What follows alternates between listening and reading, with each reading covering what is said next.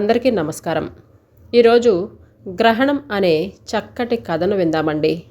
ఆ రోజు ఉదయం నుంచి నా మనసు ఆనంద సాగరమై ఉప్పొంగిపోతుంది. ఇన్నాళ్ల నా నిరీక్షణకు ఫలితం గుంటూరులో ఒక ప్రభుత్వ పాఠశాలలో ఉపాధ్యాయునిగా నాకు ఉద్యోగం వచ్చింది. ఇంకొక 2 రోజుల్లో నేను వెళ్ళి చేరాలి. ముందుగా ఈ విషయం కిరీటికి చెప్పాలి. పాపం కిరీటికి ఇంకా ఉద్యోగం దొరకక చాలా బాధపడుతున్నాడు. మా ఇద్దరిలో ఎవరికి ముందుగా జాబ్ దొరికినా సరే ఆలస్యం చేయకుండా పెళ్లి చేసుకోవాలి అని నిర్ణయించుకున్నాము. అపాయింట్మెంట్ లెటర్ అందుకున్నప్పటి నుండి కిరీట్ మొబైల్కి ఫోన్ చేస్తూనే ఉన్నాను. కానీ ఎందుచేతనో స్విచ్ ఆఫ్ అని వస్తుంది. కారణమైతే తెలియటం లేదు. కానీ ఈ విజయాన్ని ఇద్దరం కలిసి సెలబ్రేట్ చేసుకోవాలి. ఇక నేనే అతని రూమ్కి వెళ్ళి రావాలి అని నిర్ణయించుకున్నాక మా వదినికి చెప్పి బయలుదేరాను. కిరీటి రూమ్కి చేరుకునేసరికి 11:30 అయింది. గదికి తాళం వేసి ఉండటంతో బయట కనపడిన చిన్నారిని అడిగాను. మామయ్యేడి చిన్న అని అంటూ ఆ పిల్ల బెదురుగా చూస్తూ లోపలికి వెళ్ళిపోయింది. ఎవరు అని అంటూ వాళ్ళమ్మ సత్యవతి వచ్చింది బయటికి, నన్ను అదోలా చూస్తూ. ఆ చూపులో ఏదో జాలి, చిరాకు, అసహనం కలగొలుపుగా కనపడ్డాయి. నేను నవ్వుతూనే, బాగున్నారా? ఏంటి మీ చిన్నారి నన్ను కొత్తదాన్ని చూసినట్లుగా చూస్తుంది? కిరీటి ఎక్కడికి వెళ్ళాడు అని అడిగాను. చిచి, వాడి గురించి మాట్లాడకమ్మాయి నా దగ్గర. అసలు నువ్వు కూడా ఆ దుష్టుడితో సహవాసం మానేయ్, లేకుంటే నిన్ను కూడా నట్టేట్లో ముంచేసి పోగల సమర్థుడు వాడు. ఆమె ముఖం కోపంతో జేబురించింది. ఆవిడ మాటల్లోని తేడాని గమనిస్తూనే, కిరీటి నాకు కాబోయే భర్తండి. అతను అంత నీచమైన పని ఏం చేశారండి అని అన్నాను కొంచెం అసహనంగా. ఆమె కుర్చీలో కూర్చొని నాకు సైగ చేస్తూ, చూడమ్మా సంధ్య, కిరీటి మా ఇంట్లోకొచ్చి 1.5 ఏళ్లయింది. నా సొంత తమ్ముడిలా చూసుకున్నాను వాడిని. చిన్నపిల్లలంటే ఎంతో ఇష్టంగా ఉండేవాడు. చుట్టుపక్కల వాళ్ళ పిల్లలందరినీ చేరదీసి ఆడించేవాడు. బోలెడన్ని కథలు చెప్పేవాడు. కానీ వెధవ. కోపంతో ఆమె ఆగిపోయింది. ఏం చేశాడండి? వణుకుతున్న గొంతుతో అడిగాను. మా చిన్నారి వయసెంత చెప్పు? 8 ఏళ్లు దాటి 9 నడుస్తుంది. 4 రోజుల క్రితం వాడి గదిలోకి వెళ్ళి ఆడుకుంటూ ఉంటే దాన్ని దగ్గరికి పిలిచి పదే పదే తాకరాని చోట తాకాడట. గట్టిగా ముద్దు కూడా పెట్టుకున్నాడట. వాడిని చూస్తే చాలు పిల్ల బెదిరిపోతుంది. ముందెందుకో మాకు అర్థం కాలేదు. ఇక బెంగ పెట్టుకుని తిండి తిప్పలు మానేసింది. ఎంతో బొజ్జగించడిగితే విషయాన్ని ఏడుస్తూ చెప్పింది. వెంటనే మా వారు వాణ్ణి ఇల్లు ఖాళీ చేయించేశారు. నా నాలుక తడారిపోయింది. గుండె పట్టేసినట్లుగా అయింది. ఎలాగో గొంతు పెంచుకుంటూ, మీరు చెప్పేది నిజమా? నిజమే సంధ్య. ఇలాంటి విషయాలలో అబద్ధం ఎందుకు చెప్తానమ్మా? జాగ్రత్తమ్మా, వాణ్ణి మాత్రం నమ్మకు. ఆమెంకా ఏదో చెబుతూనే ఉంది. నంగిలా నేను వెనుతిరిగి వచ్చేశాను. నా ఇంటికి వచ్చి మంచం మీద పడ్డాను. నా బుర్ర పనిచేయటం పూర్తిగా మానేసింది. నా కిరీటి మంచితనానికి, ఉత్తమ సంస్కారానికి నిలువెత్తు రూపమని నేను భావించే కిరీటి ఇంత హేయమైన భావన కలవాడా? ప్రపంచమంతా ఒక ఎత్తైతే కిరీటి ఒక్కడు ఒకవైపు అనుకున్నాను. నా నమ్మకం కోకటి వేళ్లతో సహా పెకిలింపబడిన వట వృక్షంలా కుప్పకూలిపోయింది. విజయ నా మేనత్త కూతురు. ఇక్కడ నర్సుగా పనిచేస్తుంది. చిన్నతనంలోనే తల్లిదండ్రులను పోగొట్టుకున్న నాకు నా అత్తయ్యే తల్లై పెంచింది. నాకన్నా 3 సంవత్సరాలు మాత్రమే పెద్దదైన తన కూతురితో పాటు అత్తయ్య, మామయ్య ఆ ఊళ్ళోనే ఉంటారు. వదినకు పెళ్ళైన తర్వాత ఇక్కడ స్థిరపడ్డారు. ఆమె భర్త రాఘవ. అతను కూడా మా ఊరి వాడే. ముద్దుల మూట కట్టే 3 ఏళ్ల వాళ్ళ పాపాయి. బేబీ బొద్దుగా, నల్లటి ఉంగరాల జుట్టుతో, బూరెల వంటి బొగ్గలతో ఎంతో ముద్దొస్తూ ఉంటుంది. నా దగ్గర చాలా ఒద్దిక దానికి. ఒకే దగ్గర పెరగటంతో వదిన దగ్గర నాకు చాలా చనువెక్కువ. అందుచేత నాకు బీఈడీలో సీటొచ్చిన తర్వాత తన ఇంటికి వచ్చి ఇక్కడే చదువుకున్నాను. ఇక్కడే ఉండి ఉద్యోగ ప్రయత్నాలు కూడా మొదలుపెట్టాను. అలా ఒక ఇంటర్వ్యూలో పరిచయం అయ్యాడు కిరీటి. నాకతని అభిరుచులు, నా అభిరుచులు ఒకటే అని అనిపించింది. మా పరిచయం స్నేహంగా మారింది. ఆ పైన ప్రేమ. అతన్నే పెళ్లి చేసుకోవాలి అని నేను కలలు కంటూ ఉంటే అతని పైన ఈ అభియోగం ఏంటి? కిరీటి ఇంత చండాలుడా? పసిపిల్లలను కామదృష్టితో చూసేంత నీచుడా? నాకు తెలిసినంతవరకు అతను అలాంటి మనిషి కాదే. ఎంతో సంస్కారం కలిగిన వ్యక్తి కదా. ఎన్నోసార్లు మేమిద్దరం ఏకాంతంగా గడిపినా పెళ్లి తర్వాత గడపబోయే మధురమైన జీవితం గురించి చెబుతూ అందమైన కవితలు అల్లేవాడే కానీ ఏనాడు హద్దులు మీరేవాడు కాదు. అలాంటిది ఇదేంటి ఇంత అసహ్యంగా? ఆలోచిస్తున్నానంటే ఏడుపు తన్నుకొచ్చేస్తుంది నాకు. ఏంటే అప్పుడే వచ్చేశావు? సాయంత్రం వరకు రానని కిరీటితో కలిసి సినిమాకి వెళతాను అని అన్నావు కదా. వరండాలో బేబీకి అన్నం తినిపిస్తున్న వదిన లోపలికి వస్తూ అడిగింది నన్ను. ఏమీ లేదొదినా అని అంటూనే తన భుజం మీద తలవాల్చి బావురుమన్నాను. అయ్యో ఇదేమిటే అని అంటూ దగ్గరికి తీసుకుంది వదిన. చాలా ప్రయత్నం తర్వాత మాటలు కూడబలుక్కుంటూ జరిగినది మొత్తం వివరించి చెప్పాను. నమ్మబుద్ధి కావటం లేదు సంధ్య. కిరీటి మన ఇంటికి కూడా చాలాసార్లు వచ్చాడు కదా. అతని ప్రవర్తన చాలా పద్ధతిగా ఉంటుంది. ఎక్కడో ఏదో పొరపాటు జరుగుండాలి. ఏమో వదినా, నాకు మాత్రం మనసులో చాలా దుఃఖంగా ఉంది. తెల్లారితే ఎన్ని వినటం లేదు. మనం చిన్నపిల్లల మీద అదే చైల్డ్ అబ్యూస్ స్కూల్లో ఇళ్లలో ఎక్కడ పడితే అక్కడ. కన్నతండ్రి మేనమామ మాస్టర్లు పక్కింటి అంకుల్సు ఎవడు పడితే వాడు. అలాంటి నీచులలో ఈ కిరీటు కూడా వెళ్ళాడా అని అనుకుంటే భరించరానంత అసహ్యం వేస్తుంది. తొందరపడికే సంధ్య, కొంచెం నిదానించు అనునయంగా చెప్పింది వదిన. నాకు ఆవేశం ఆగటం లేదు వదినా. దినపత్రిక తెరవగానే ఎన్ని మానభంగ వార్తలు, ఎంతమంది నిర్భయలు. నేటి యువత ఎటుపోతుందో అర్థం కావటం లేదు. అమ్మాయిలకు ఫ్యాషన్ పేరుతో ఒంటి మీద అనధికార వస్త్రాలు, కాలేజీలో చేరగానే ధూమపానాలు, మద్యపానాలు, మాదక ద్రవ్యాలు, డేటింగ్ పేరుతో వెధవ వేషాలు. చదువుకునే వయసులో ఇవేం పనులు చెప్పు. ఇంకా పెళ్లి చేసుకుంటా అంటూ సహజీవనాలు. ఇక మనిషికి నైతిక ప్రవర్తన వద్దా? నాగరికత అనే ముసుగేసుకొని ఈ విశృంఖలత. నా గొంతు ఒక్కసారిగా వణికింది బాధతో.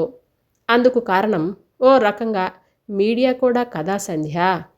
అర్థం లేని వ్యాపార ప్రకటనలు. ప్రతి ప్రకటనలో అవసరం ఉన్నా లేకున్నా స్త్రీని అర్ధ నగ్నంగానో ముప్పావు నగ్నంగానో చూపించటం. అదేదో కంపెనీ సెంట్ పూసుకుంటే ఆడవాళ్లకు ఆ మగవాడి వెంట ఓ గొర్రెల మందల వెంట పడడం. ఏమైనా అర్థం ఉందా చెప్పు. ఈ మధ్య చైల్డ్ అబ్యూస్ అనేది మరింత ఎక్కువైపోయింది. ఉదయం మన బేబీ హాల్లో పడుకొని ఉండగా మన పాలోడొచ్చాడు. నేను లోపలికి వెళ్ళొచ్చేలోపు వాడు గట్టిగా ముద్దు పెట్టుకున్నాడు. అది కెవ్వున అరుస్తూ అరిచి గీపెట్టడం మొదలుపెట్టింది. దాని బుగ్గలు కందిపోయి ఉన్నాయి. వాడి పెద్ద పెద్ద మీసాలు. మొరటుగా ముద్దు పెట్టుకున్నాడు. బిడ్డని గట్టిగా కోప్పడితే ఇలా అంటాడు, చిన్న పాప కదమ్మా, ముద్దొచ్చింది అని అంటూ నసిగాడు. పువ్వులాంటి పసివాడని అలా డీల్ చేయకూడదు అని చెప్పాను. మొన్న ఇలాంటి పాపాయి కేసు ఒకటొస్తే మా డాక్టర్ గారు చెప్పారు వాళ్ళ పేరెంట్స్తో.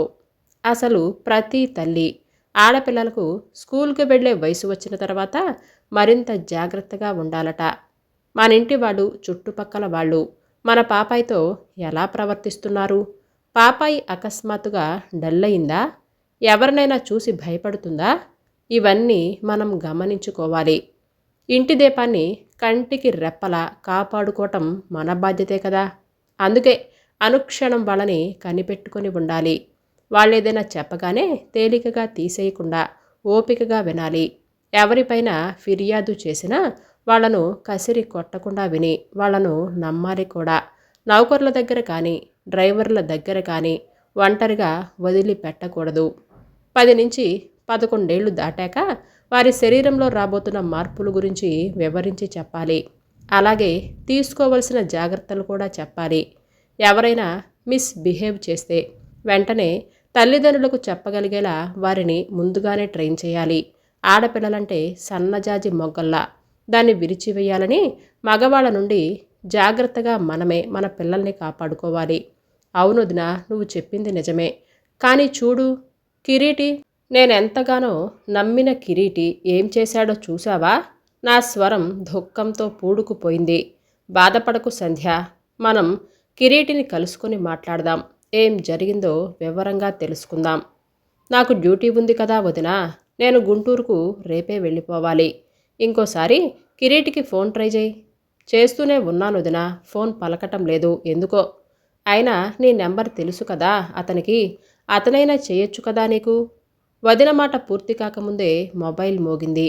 హలో సంధ్య, నేను కిరీటిని. అవతల నుంచి ఎంతో నీరసంగా వినిపించింది అతని కంఠం. అసలేం చేశావు నువ్వు? నువ్వు చేసిన పనికి ఆవేశంగా అరిచాను. ఒక్క నిమిషం, నేను చెప్పేది నిదానంగా విను సంధ్య.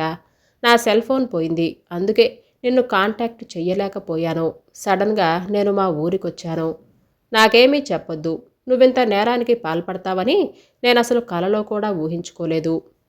ఐ హేట్ యూ సంధ్య, వారించింది వదిన. అయ్యో సంధ్య, నా మాట విను ప్లీజ్. లేదు కిరీటి, నువ్వు క్షమించరాని పాపం చేశావు. నీ ముఖం కూడా నేను చూడాలి అని అనుకోవటం లేదు. నేను నిన్ను పెళ్లి చేసుకుంటే రేపు పుట్టబోయే మన పాపకు సైతం మీ నుండి రక్షణ ఉండదు. సంధ్య, ఎంత మాటన్నావు? కిరీటి గొంతులో వచ్చే ఆక్రందనని మాత్రం కదిలించలేకపోయింది. కిరీటి, నాకు జాబ్ వచ్చింది. నేను రేపే వెళ్ళిపోతున్నాను జాయిన్ అవ్వటానికి. ఇక మనం కలిసే ప్రసక్తే లేదు. నాకు ఫోన్ చేయకు అని అంది. అది కాదు సంధ్య, ప్లీజ్ నా మాట విను. సారీ కిరీటి, మానవత్వం లోపించిన మృగాలతో నేనిక మాట్లాడను. ఉరిశిక్ష వేయబడ్డ వాడికి కూడా చివరి మాటలు చెప్పుకునే అవకాశం ఉంటుంది కదా. నేనొచ్చి మాట్లాడతాను ప్లీజ్. నువ్వు తొందరపడి ఏ నిర్ణయమూ తీసుకోకు. నీకు నాకు సరిపడదు కిరీటి, వదిలేయ్. నిష్కర్షగా చెప్పేసి ఫోన్ కట్ చేసేసింది తను ఆవేశంగా. భోజనం చేశాను అని అనిపించి అన్య మనస్కంగానే పాపాయిని ఆడిస్తూ సాయంత్రం దాకా ఎలాగో గడిపాను. సాయంత్రం రాఘవన్నయ్య రాగానే గుంటూరుకి నెట్లో బస్ టికెట్ బుక్ చేయాలి అని అతని ల్యాప్టాప్ అడిగి తీసుకున్నాను. పనయ్యాక క్యాజువల్గా మెయిల్ ఓపెన్ చేసిన నాకు కిరీటి పంపించిన మెయిల్ కనిపించింది. అప్రయత్నంగా నా కళ్ళు మెయిల్ వెంట పరుగులు తీశాయి. ప్రియమైన సంధ్యకు, ఐఆమ్ సారీ సంధ్య, నేను చేసిన నీచమైన పని వలన దేవతలాంటి సత్యవతక్కయ్య వాళ్ళ ఇంటి నుండి బహిష్కరించబడ్డాను. తప్పు చేసిన నాకు అలాంటి శాస్తి జరగాల్సిందే సంధ్య. నువ్వు గుంటూరుకి ఇంటర్వ్యూ కోసం వెళ్ళినప్పుడు ఇక్కడ నాకు కూడా ఓ మంచి కంపెనీలో ఇంటర్వ్యూ వచ్చింది. అన్ని అర్హతలు ఉన్నా నన్ను సెలెక్ట్ చేయలేదు. ఉద్యోగం మీద ఎన్నో ఆశలు పెట్టుకున్న నాకు చాలా ఆశాభంగంగా అనిపించింది. విపరీతమైన ఫ్రస్ట్రేషన్తో నా క్లాస్మేట్ మదన్ గోపాల్ రూమ్కి వెళ్ళాను. ఆ రోజు వాళ్ళంతా అక్కడ పార్టీ చేసుకుంటున్నారు. నేను వెనక్కి వచ్చేయాలి అని అనుకున్నాను. కానీ మదన్ వాళ్ళ ఫ్రెండు ఒకతను తన పుట్టినరోజని నన్ను భోజనం చేసి వెళ్ళమని బలవంతం చేయటంతో నేను మొహమాటంతోనే ఉండిపోవలసి వచ్చింది. కంపెనీ అంటూ బలవంతంగా నాతో డ్రింక్ తాగించారు. లాస్ట్లో ఓ బ్లూ ఫిలిం చూపించారు. పసిపిల్లలతో లైంగిక దాడి. దాంట్లో ఉండే కిక్కు అది చూస్తుంటే నాకు చాలా బాధగా అనిపించింది. కానీ క్రమంగా వాళ్ళంతా ఎంజాయ్ చేస్తుంటే నేను నాకు తెలియకుండానే దానిలో లీనమైపోయాను. మత్తు ఎక్కువై పోవటం వలన ఆ రాత్రి అక్కడే నిద్రపోయాను. తెల్లారి లేచి నా రూమ్కి వచ్చేశాను. విపరీతమైన హ్యాంగ్ ఓవర్, ఇంకా మత్తు దిగలేదు. అలా పడుకునే ఉన్నాను. ఆ మధ్యాహ్నం నా దగ్గరకు ఆడుకోవటానికి వచ్చింది అమాయకపు చిన్నారి. నాకు తెలియకుండానే ఆ పాపతో నేను మిస్బిహేవ్ చేశాను. పిల్ల బెదిరిపోయి ఇంట్లోకి పారిపోయినప్పుడు కానీ నా తప్పు నాకు తెలియలేదు. అప్పుడు నాకు తప్పుగా అనిపించింది. నా మీద నాకెంతో అసహ్యం వేసింది. చిన్నారిని ఒడిలో కూర్చోబెట్టుకొని కథ చెబుతూ అన్నం తినిపించేవాడిని కదా. దానిలో మన కూతుర్ని ఊహించుకుంటూ ఉండేవాడిని. అలాంటిది పాపతో అలా ఎలా ప్రవర్తించగలిగాను? నువ్వు రాగానే నీతో ఇవన్నీ చెప్పాలనే అనుకున్నాను. ఈలోగా చిన్నారి బెంగ పెట్టుకోవటం, అన్నం తినకపోవటంతో ఊరికే ఉలిక్కి పడటం, నన్ను చూసి భయపడటం, ఇవన్నీ జరిగిన విషయాన్ని దాచలేకపోయాయి. అందుకే చిన్నారి నాన్న నన్ను ఇల్లు ఖాళీ చేయమని అనగానే నేను మారు మాట్లాడకుండా సత్యవతక్కయ్యకి క్షమాపణలు చెప్పి బయటకొచ్చేశాను. ఈ హడావిడిలో బస్సులో మొబైల్ ఎవరో కాజేశారు. అందుచేత నేను నీకు వెంటనే ఫోన్ చేయలేకపోయాను. ఇది జరిగిన విషయం. సంధ్య, నేను చేసింది తప్పే, కానీ కావాలని చేసింది మాత్రం కాదు. అలా అని క్షమించరానిది కూడా కాదు. నేను క్షమించమని వేడుకోగలనే కానీ నీకిష్టం లేకుండా నీ జీవితంలోకి ప్రవేశించలేను కదా. అంతిమ నిర్ణయం నీదే. కానీ ఒక్క ప్రమాణం, నువ్వు అడక్కపోయినా సరే ఇక కలలో కూడా అలాంటి పనులు చేయను. మా అమ్మ మీద ఒట్టేసి చెబుతున్నాను, ఎట్టి పరిస్థితుల్లోనూ నేనిక తాగను. ఆ మైకంలో ఇలాంటి దరిద్రపు పనులు చేయను. నువ్వు నన్ను నమ్మొచ్చు సంధ్య. ఒకవేళ ఇది మానసిక దౌర్బల్యం, బలహీనత అయి ఉంటే ఆ రుగ్మతను నయం చేసుకోవటానికి నేను నీతో పాటుగా డాక్టర్ గారి దగ్గరికి వచ్చి వైద్యం చేయించుకుంటాను.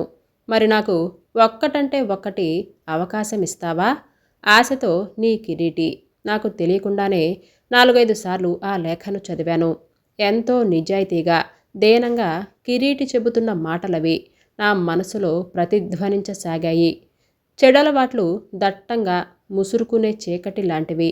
అవి సంస్కారమనే వెలుతురిని నిలువునా మింగేస్తాయి. చెడు స్నేహితులు రాహు కేతువుల్లా ఈ చీకట్లో మనల్ని ముంచేయటానికి కంకణం కట్టుకుంటారు. ఆ పాపాలకు, అకృత్యాలకు చీకటి సంపూర్ణ సహకారం అందిస్తుంది. నిజానికి కిరీటి చాలా సంస్కారవంతుడు. చాలాసార్లు చాలా గంటలు అతనితో కలిసి నేను రూమ్లో చదువుకున్నాను. ఇంటర్వ్యూలకు ప్రిపేర్ అయ్యేవాళ్లము ఇద్దరం కలిసి. అవకాశం వచ్చినా అతనెప్పుడు నన్ను మోహావేశంతో చూడలేదు. కనీసం నన్ను ముద్దు కూడా పెట్టుకోలేదు. నాకు చాలా ఆశ్చర్యంగా ఉండేది. అప్పుడప్పుడు నేను ప్రలోభపడి మనసులో రేకెత్తేది, ఏంటి, నేను అందంగా లేనా, లేక అతనిలో ఏదైనా లోపం ఉందా అనే ఆలోచనలు, అనుమానాలు కూడా వచ్చేవి. ఓసారి నా సందేహాన్ని నిస్సంకోచంగా కిరీటి దగ్గర వ్యక్తపరిచాను. నా మాట విని ఆపకుండా నవ్వాడు కిరీటి. వివాహ బంధం చాలా పవిత్రమైనది సంధ్య.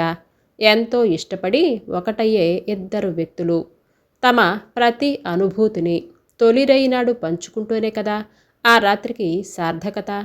అది కాక ఇలాంటి ప్రలోభాలకు మనం లోనైతే ప్రస్తుతం మన ముందున్న లక్ష్యాలను చేరుకోవటం అసాధ్యం కదా.